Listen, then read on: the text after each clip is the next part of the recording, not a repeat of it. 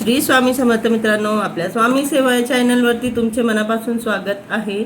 मित्रांनो, आपल्या या वाचनामध्ये पहिल्यांदा असं झालं आहे की मला एक अध्याय कंप्लीट करायला तिसरा व्हिडिओ काढायला लागला, कारण की जिथे दत्तगुरूंबद्दल किंवा स्वामींबद्दल बोलण्याची वेळ येते ना, तिथे थांबूच वाटत नाही. आणि त्यांच्याबद्दल हे वाचताना तर असं वाटतं की बोलतच राहावं, पण आता नाही, आपल्याला हा अध्याय कंप्लीट करायचा आहे. तर आपण होतो दत्तगुरूंनी स्वप्नात येऊन दृष्टांत दाखवला आणि त्याच्यामध्ये त्यांनी सगळं त्या ब्राह्मणींना दाखवलं की असं सगळं चालू आहे, तुम्हाला असं असं करायचं. त्या ब्राह्मणींनी महिनाभराची गुरुचरणाची सेवा पूर्ण केली. मग त्या ब्राह्मणांच्या नावाने उत्तर कार्य व दानधर्म केला. त्यामुळे त्यांचे ब्रह्महत्येचे पातक नाहीसे झाले. ब्रह्मसंबंधालाही मुक्ती मिळाली. अन्य दिनी श्री गुरु पुन्हा त्यांच्या स्वप्नात गेले.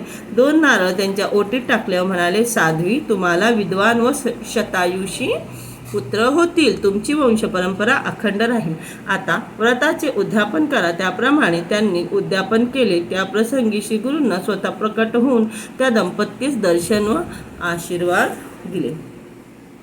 पुढे श्री गुरूंच्या कृपेने त्या ब्राह्मणींना जुळे मुले झाली. ज्येष्ठ पुत्राचा व्रत बंध करून धाकट्या पुत्राचा 3ऱ्या वर्षी चौल कर्म करण्याचा त्या दाम्पतीचा बेत होता. त्याप्रमाणे त्यांनी सर्व तयारी केली.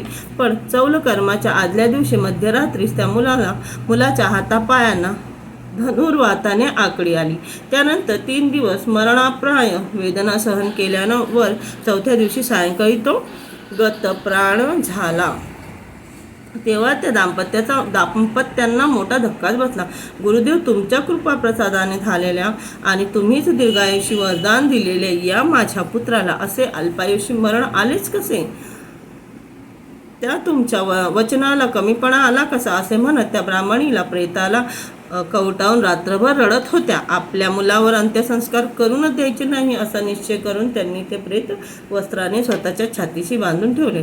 लोकांनी त्यांना खूप समजावले, पण व्यर्थ. दुपार झाली तरी त्या हट्ट सोडेनात. त्यामुळे लोक संभ्रमात पडले, त्यांना दोष देऊ लागले. इतक्या श्री गुरु नृसिंह सरस्वती बालब्रह्मचार्यांच्या रूपात त्यांच्या पाशी आले. त्यांनी त्यांना सांत्वनपर बराच उपदेश दिला. गुरूंनी जो आशीर्वाद दिला होता त्यांना 2 पुत्र झाले. त्या ब्राह्मणींना ज्यांनी त्यांची महिनाभर सेवा केलेली होती. परंतु वयाच्या 3ऱ्या वर्षी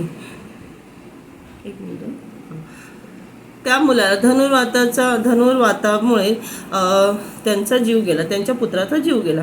मग त्यांना असं वाटलं की जर का हा पुत्र मला गुरूंनी दिला होता, या पुत्राला गुरूंनी आशीर्वाद दिला होता आणि की दीर्घायुषी होतील, वंश परंपरा पुढे चालू राहील, मग असं होऊच शकत नाही की गुरूंनी दिलेला हा आशीर्वाद माझा निकामी होऊच शकत नाही. मग हे सगळं त्यांचा मुलगा वाढल्यानंतर ते एवढ्या याच्यामध्ये सुद्धा ते देवाला बोलतात की देवा, तूच मला हा पुत्र दिला होता, तू त्याला शतायुष्य होण्याचा आशीर्वाद दिला होता, मग हे सगळं कसं झालं?